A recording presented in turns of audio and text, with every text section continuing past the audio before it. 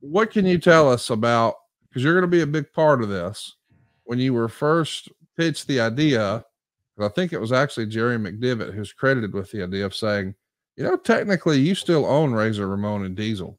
Those are just characters that are a part of your IP. And now we're going to find two new guys to portray it. What'd you think of that? So I was lukewarm on it, to be honest with you. Didn't see how it was going to work long term. But here's the thing: it did, Conrad. It kept Glenn on the map. Yes, it kept Glenn on the radar. And whether that was going to work or something else was going to work, the bottom line is that Glenn wasn't forgotten and pushed aside. Whether it was a great gimmick or not a great gimmick, he stayed on television more often than not, and that's what gave him that was his best feature. Vince liked him, the boys liked him, guys liked to work with him, and again, you can't coach 7 feet, 300 pounds. Nope. A friend of ours used to say you can't teach that.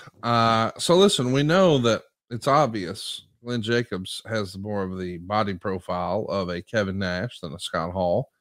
So he's going to become, for lack of a better word, fake Diesel. Yeah. It's a Friday night Raw Championship Friday where you guys have been preempted. And it's a much ballyhooed special headline by Shawn Michaels and Goldust on the USA Network. And quote, this is from the Observer, Jim Ross had the biggest news story of his 20-year career and would reveal it on the hotline. Instead of doing so, he later revealed in the show that Razor Ramon and Diesel were negotiating to return to the WWF. He said he'd have more details on the hotline and there would be more information over the weekend on Mania, Action Zone, and Raw. I wonder how much money that made. I wonder how that hotline did financially. Yeah, that'd be good to know, wouldn't it? I'm curious. Yeah, I'm just curious. There's nothing. I'm not looking for a belated payday, but I'm just curious as to how that paid off, because he got a lot of promotion, and the hotline had proven to be a money generator when done correctly and had the right topic. So I don't know. I just was curious. I never did hear in all these years how well it did on doing how well it did 900 number wise, revenue wise. Be curious to know. Interesting. Well, Meltzer says on the hotline, which no doubt did near record business, Ross basically said negotiations were taking place and he got this information from his best source.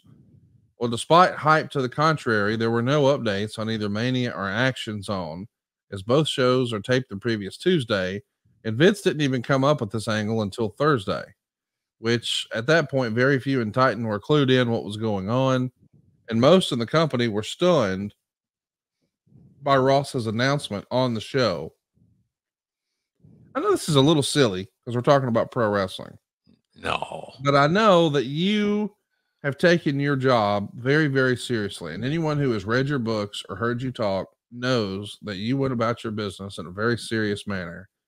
And it's reminiscent of like a Lance Russell or a Gordon Soley, where they had credibility with the audience. And now you're kind of crossing over into becoming a character here. Right. Were you at all concerned that this would hurt your credibility in wrestling? Or do you think credibility in wrestling is just sort of LOL? Who cares? No, I don't think it's LOL whatsoever. I just think that it was going to be up to me to pull this thing off. And that's what I did my best to do. But no, I didn't have any issues with tweaking my role. I think that's important that all of us be willing to change.